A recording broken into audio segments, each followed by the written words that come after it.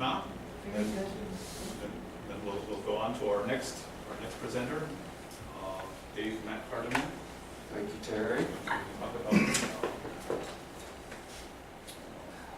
restoration of institutional cemeteries. All right. Here's a book. I have your book. Oh, the book. Yes, we have a book. It's not War and Peace. It's a little shorter than that, but it gives you some idea of what we've been doing. I work here, and for the past 10 years, we have been working in institutional cemeteries throughout Western New York. I think it's important to remember that we may have ancestors who suffered in one way or another, may have had mental illness. 1 in 5 Americans suffer some sort of mental illness. So these places are actually more common than you think. They're hard to find sometimes because they're on institutional grounds or kind of tucked away in the woods where nobody really knows that they exist. This is an example of a marker in Gowanda, and as you can see, the person did not have a name upon burial. They were actually given numbers. Why? Anyone know why you would be given a number? New York State. New York State. Cheaper. Cheaper, and to protect the reputation of the families as well too. It was not necessarily viewed as a good thing to have people who were placed in an institution, and sometimes if they were local families, I think the numbers were done so that people didn't know about what was going on. This is a quote from William Gladstone: "Show me the manner in which a nation cares for its dead. I will measure exactly the sympathies of its people, their respect for the laws of the land, and their loyalty to high ideals." So I think we have some work to do in the United States regarding to that. Somebody asked me the other day, why do you do this? I mean, why do you go out and take care of these places? And to me, it's just about equity. It's just that people should be treated equally and fairly. And there are pet cemeteries that are, quite frankly, in much better shape than these. So that's the reality, and that's why we do it. This is an example from Rita Road in Gowanda. These are markers that are supposed to be standing up straight. Obviously, you can see there's a lot of moss and lichen growing over the top of them. People were buried very quickly, and I would say very cheaply. Here, they were not necessarily in a coffin. People who lived in institutions made funeral shrouds for other people. They made them ahead of time so that people could be buried in them. But this particular section is very rough. You can see where the graves are. The people have gone back to the earth. In other words, there's really nothing there. Most of them were not in coffins, according to the funeral director who put many of those people in. And it's very rough there. It's hard to walk around. There are also a lot of woodchucks and foxes and things who utilize the space for themselves. This is an example of one of the markers. Again, even hard to read what number that is. Down below, you can see that that person was a Protestant. Protestant people were given a wreath like that. Catholic people were given a cross.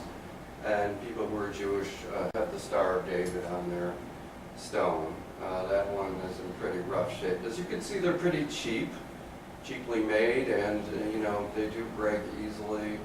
They're flat on top of the earth so that the mowers can go right over them. Were they always like that? Embedded in the ground? No. I'll show you what we did in one second.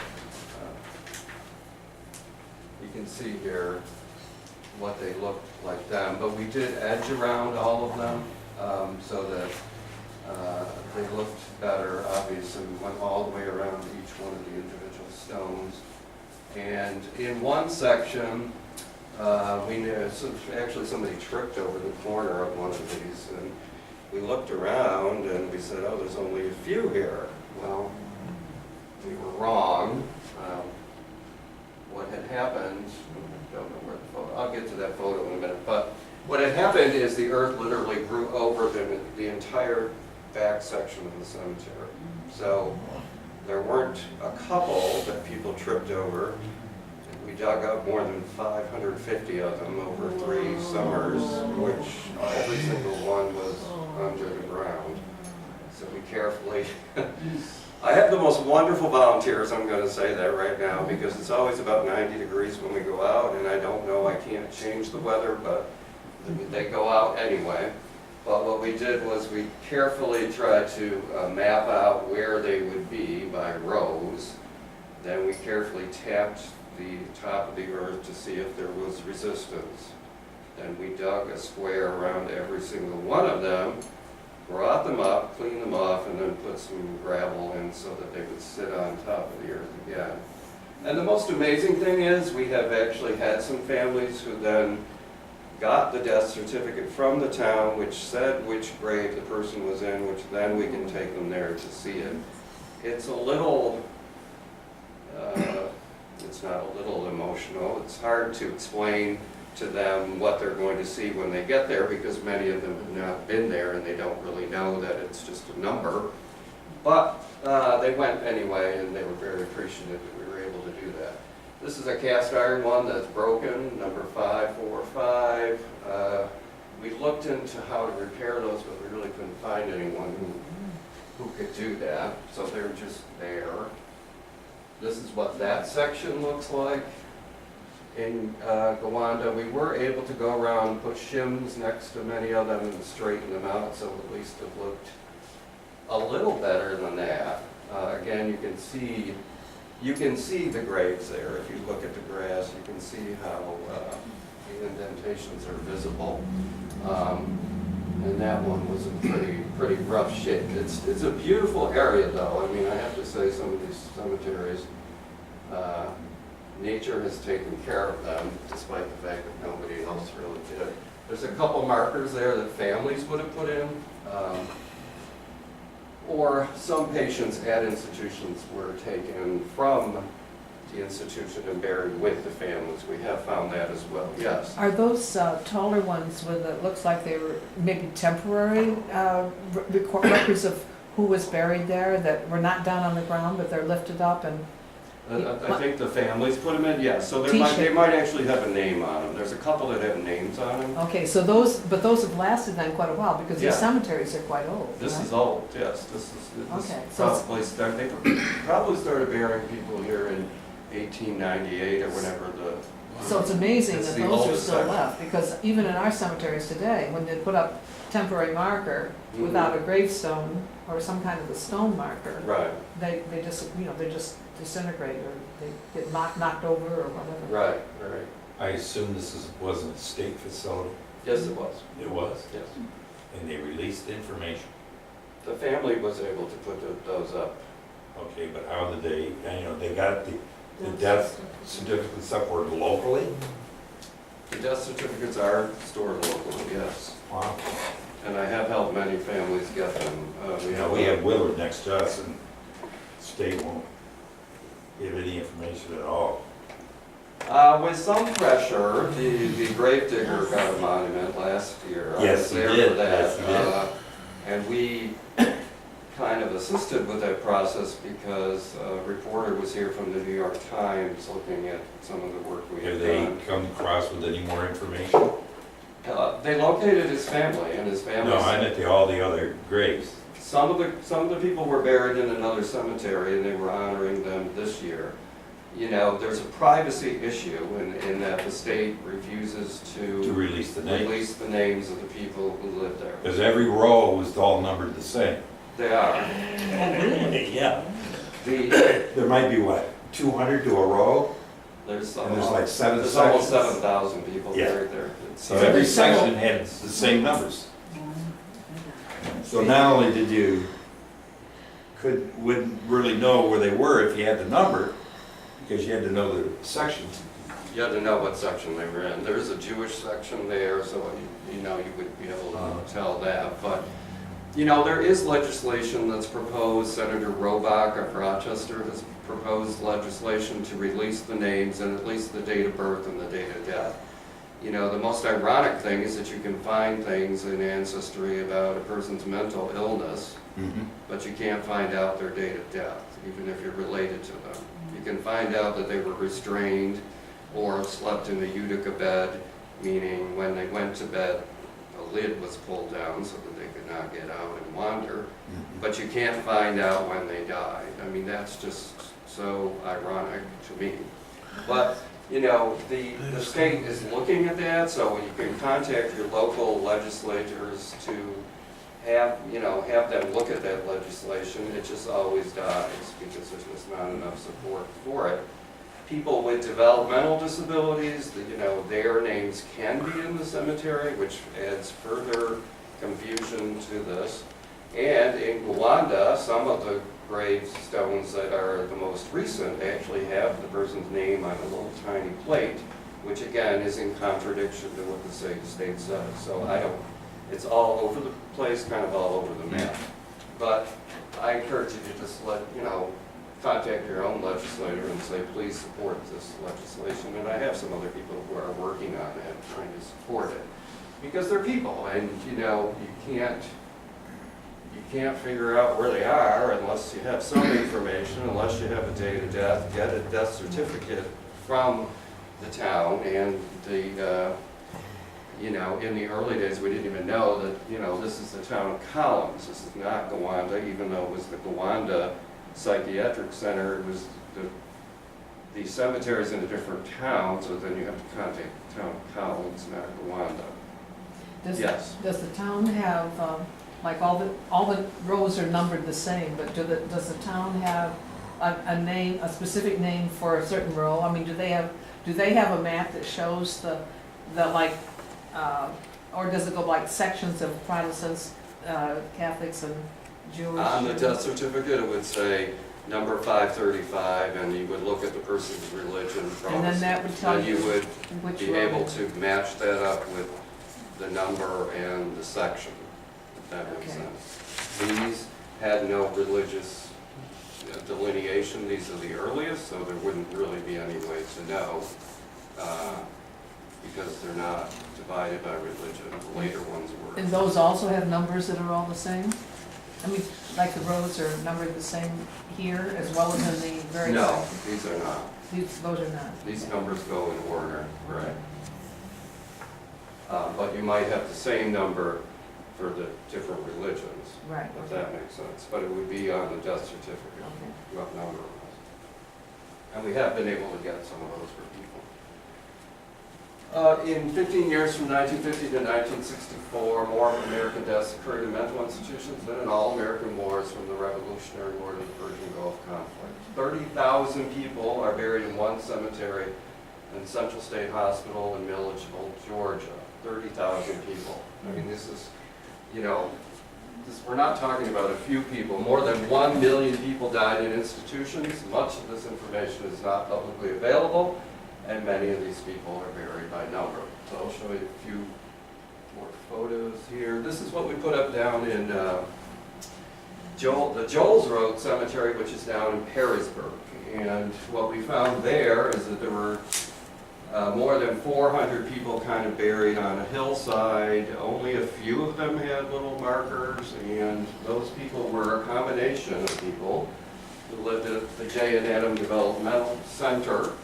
The J. and Adam Developmental Center became part of the New York State system for people with developmental disabilities, but it was originally a tuberculosis sanitarium, so people who had tuberculosis were sent there.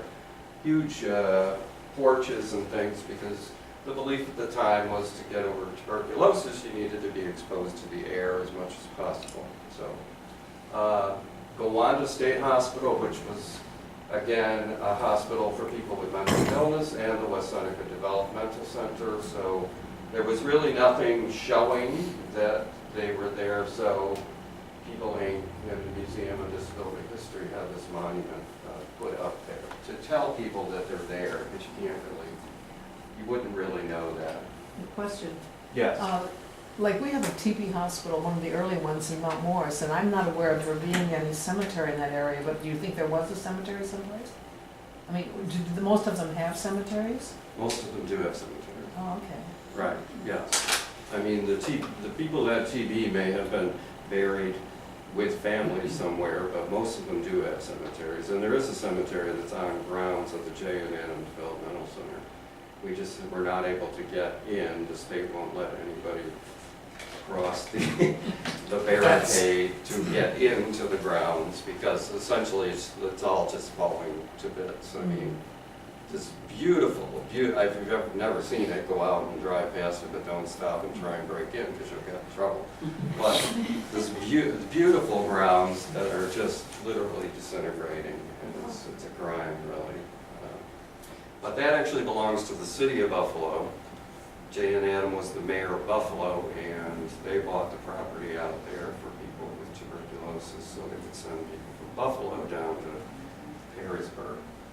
This is at Rita Road, and again, Rita Road, the state will not allow you to go there unless you have permission. Because there's a secret passageway that you can get to the prison, and I guess they think that if you go there, you might be trying to spring somebody out. That's not why we go there, but they don't want us there unless they know that we're there. So this is not one that's easy to find. There is no sign for it or anything, and it's just kind of out in the woods. This is the gate, and that area back there is where we found those 550 stones. It's probably the size of a football field. It's actually very large. There it is. And as you can see, it looks nice. But we had no idea that that was full of, but you can almost see them here. You can, up here, you can almost see the graves or, the indentations of the stones. And there was a road that went down the middle probably just to take the deceased in. So there were no stones like right in the middle of it. So this is before we started digging them up. But they keep it maintained. They do mow it.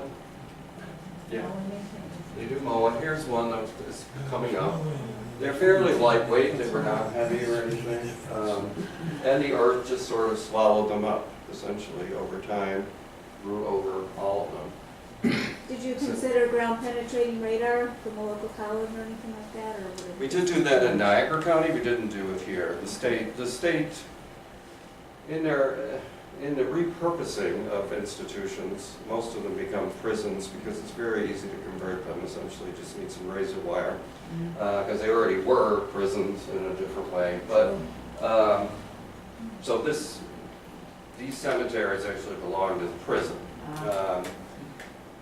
They were very cooperative, I have to say, not only in Gowanda, but we actually did some work in Saunier too, over there. Yeah, they were very cooperative and helped us, would bring water and things. And in Gowanda, they were extremely cooperative. They would send the water truck over with some of the prisoners, and they would help us. The ones in Saunier, are those in a wooded area? There's one cemetery that's off in a wooded area that has the numbers like like you saw with the cast iron ones. There's a newer cemetery which is off, trying to think of what road it's on, I should know, but do you know the Shaker colony there? Yeah, right. If you keep going up that road, it's on the left-hand side, just past the buildings that belong to the institution, but they're not using them. Okay. It's not down with the prison itself. It's there's a large cemetery there, a few thousand people in it. Yeah. This shows you we're bringing one up. We were very careful not to do any damage because they were very cheaply made, and a lot of them were already damaged anyway. But we just washed them off with water and a soft bristle brush, not to do any further damage. And there's one after a bath. Looks like we were starting the bath, but that's what it looks like. Number 502 Protestant.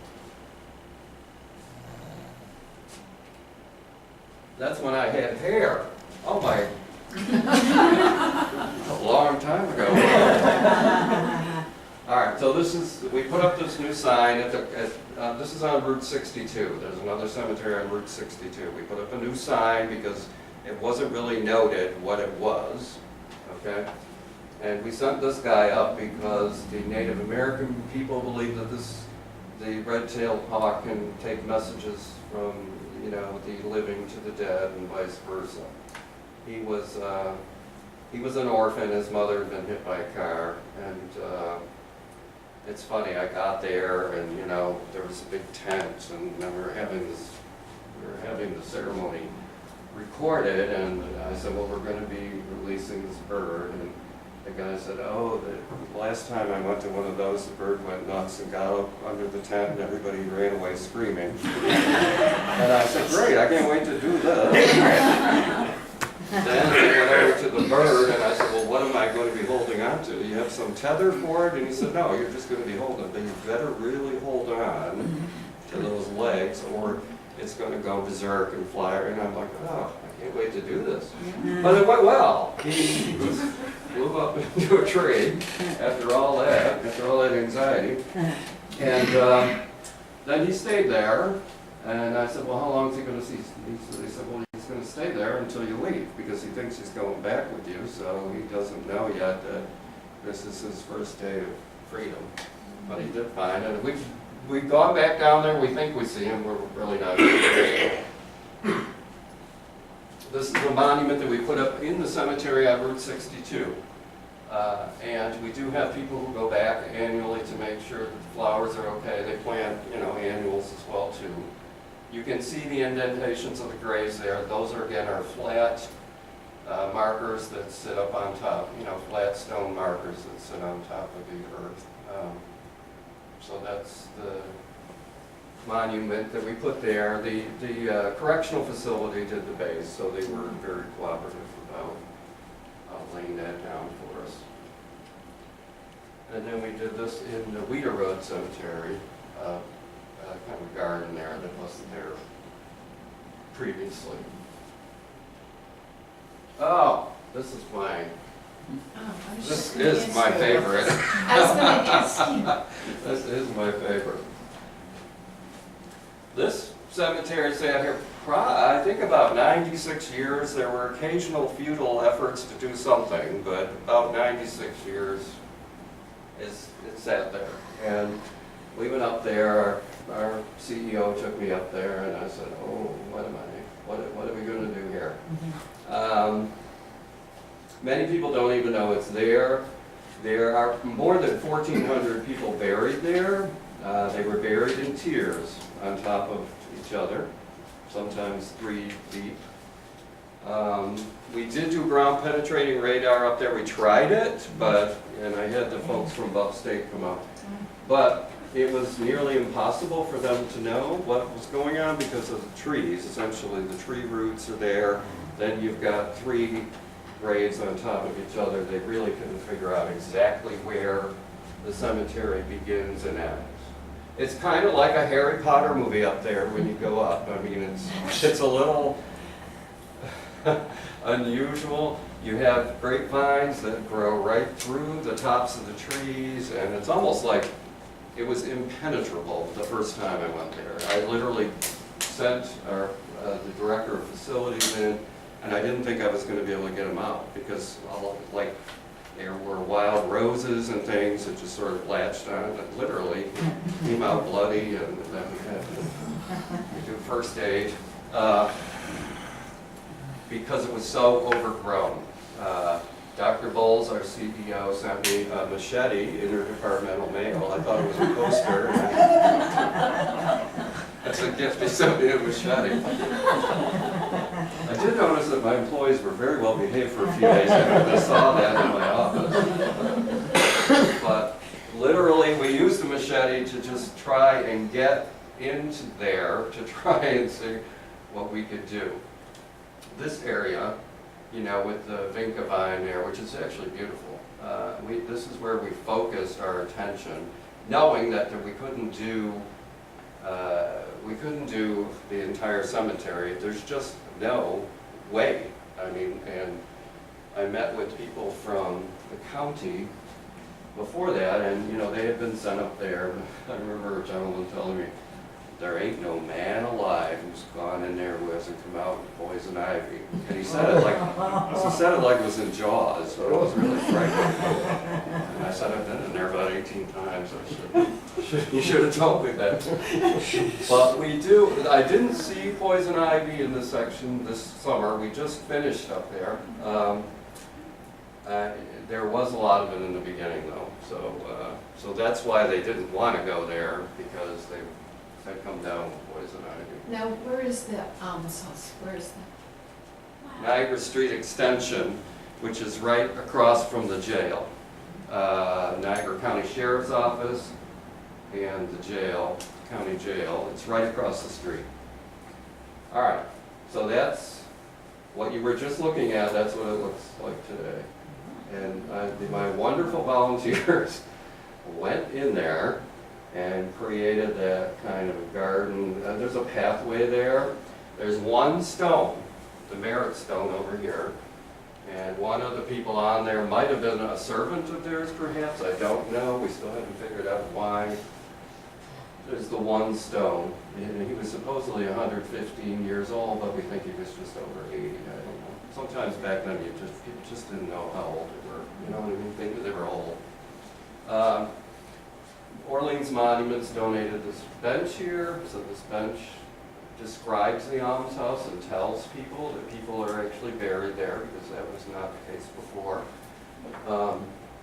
And we just went back up and planted a couple shrubs here on either side and put that over there.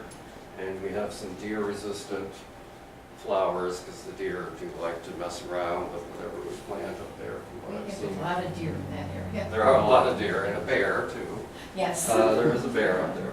That Here. stone, this stone was very, very old and was just laying on the ground. You could literally pick that up. So we had stone art create a new base and put the cross in the middle, so that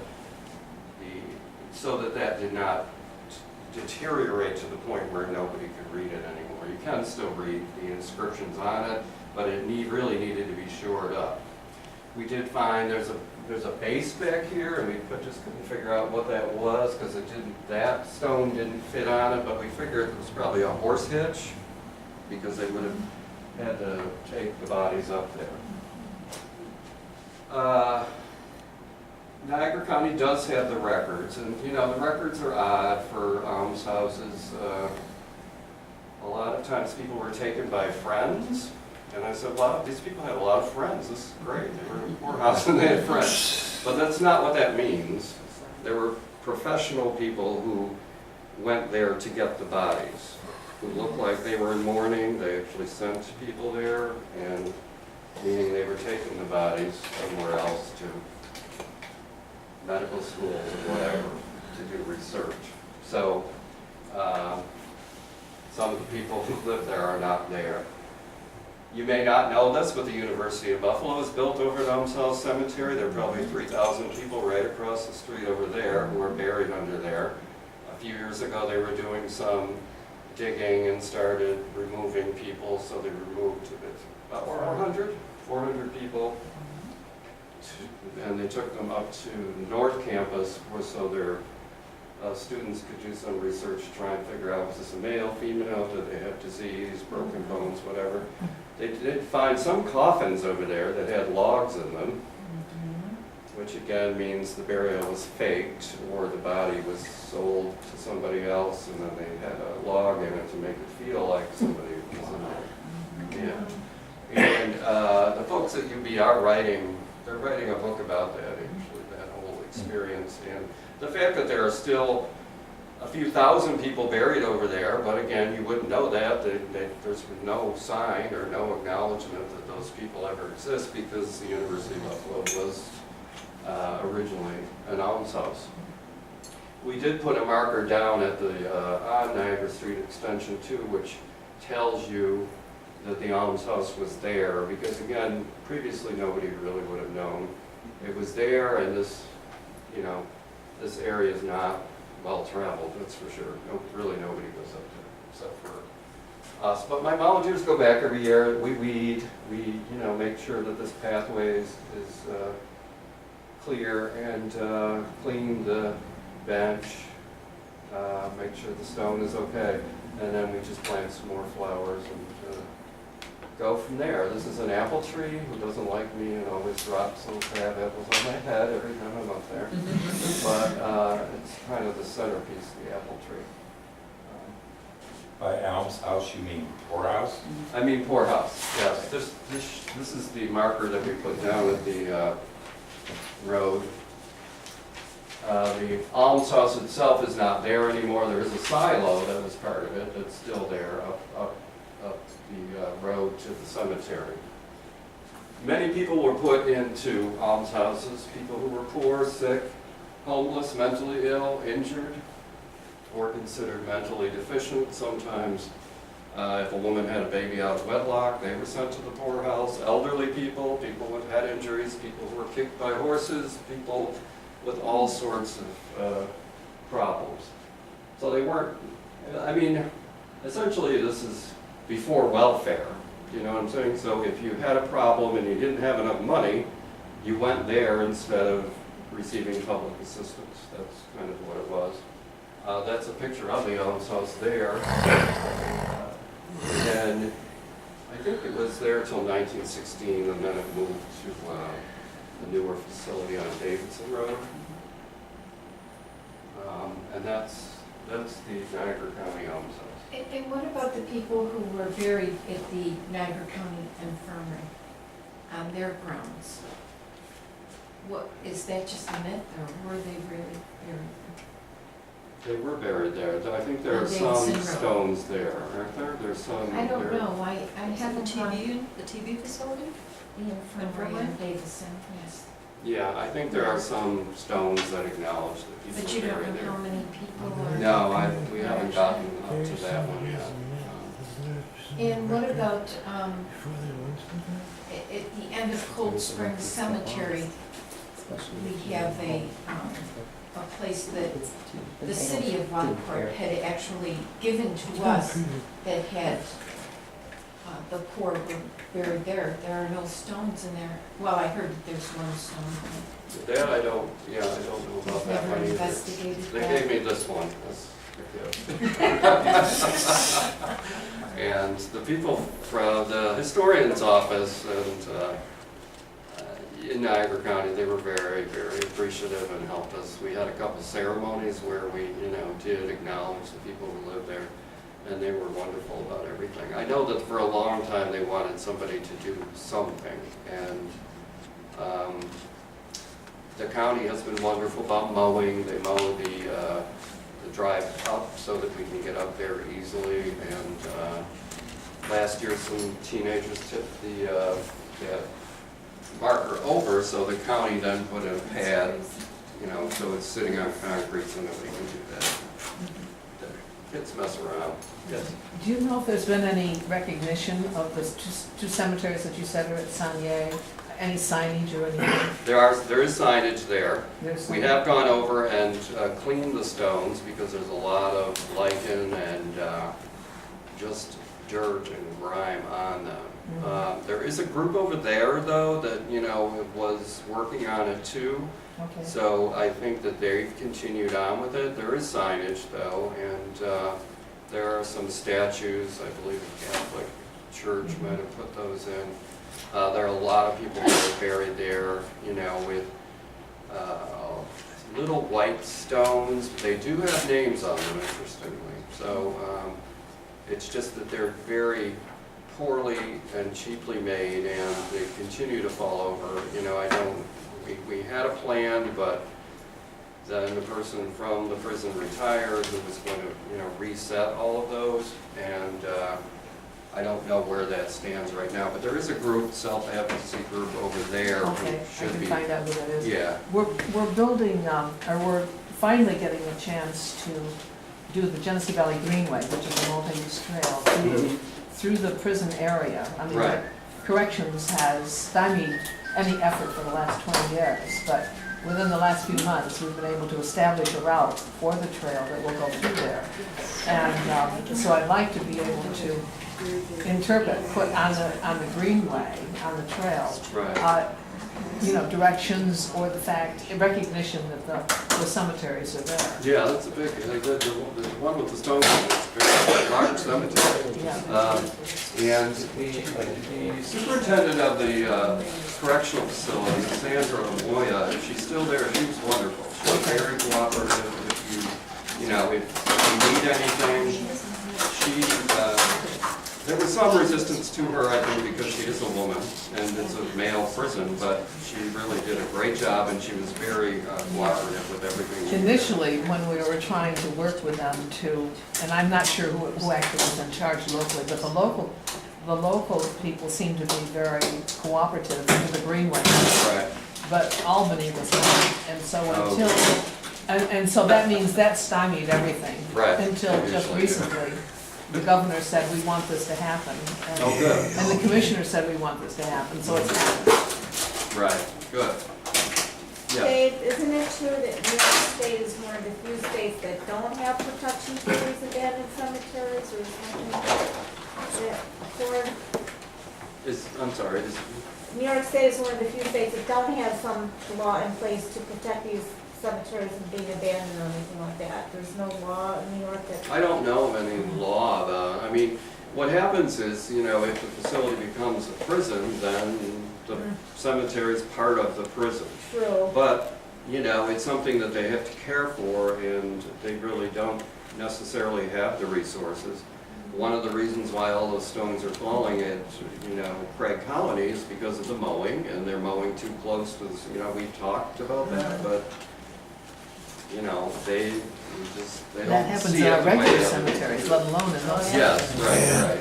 But they just whip through, I mean, you know, I've seen them do it. Oh, And yeah. because the stones are so cheaply made and, you know, fragile, they just easily fall over. And the last time I was there were more than 300, I counted them, that were tipped over, going to fall over, already fell over, broken.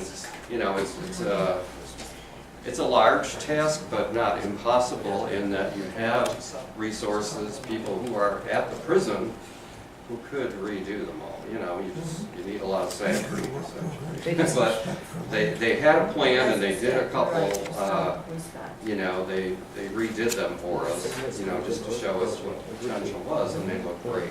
You know, they did a couple, but I don't know where it stands right now. You know, all of this requires effort and you have to keep at it. We just went back up to Niagara County now. Next week I'm just gonna call Gowanda, we'll go back out there. You know, we didn't want to start things and then just not continue doing it. So this summer we're spending the time going back to where we were to make sure everything's okay there. Any other questions? I essentially, Thank you. I can emphasize. Thank you so All right, much. thanks.